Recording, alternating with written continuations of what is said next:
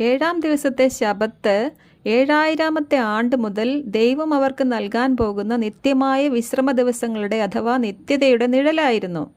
അതായത് മനുഷ്യരുടെ കഷ്ടപ്പാടുകൾ അവസാനിച്ച് ദൈവത്തിൻ്റെ പറുദീസായിലെ ജീവവൃക്ഷത്തിൽ നിന്ന് ഭക്ഷിച്ചും ജീവജലത്തിൽ നിന്ന് പാനം ചെയ്തും ദൈവത്തെ മുഖാമുഖം കണ്ടും ജീവിക്കാൻ പോകുന്ന ആ ദിവസങ്ങളുടെ നിഴലായിരുന്നു ശബത്ത്.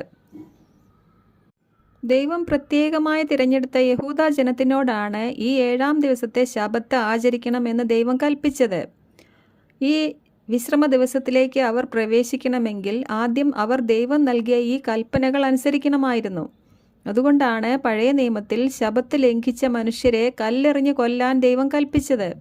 അതായത് ശബത്ത് ലംഘിക്കുന്ന മനുഷ്യർ പറയുന്നത്, ദൈവം നൽകുന്ന ഈ വിശ്രമം ഞങ്ങൾക്ക് വേണ്ട, നിത്യജീവൻ ഞങ്ങൾക്ക് വേണ്ട എന്നാണ് അവർ പറയുന്നത്. അതുകൊണ്ടാണ് ശബത്ത് ലംഘിക്കുന്നവരെ കൊന്നുകളയാൻ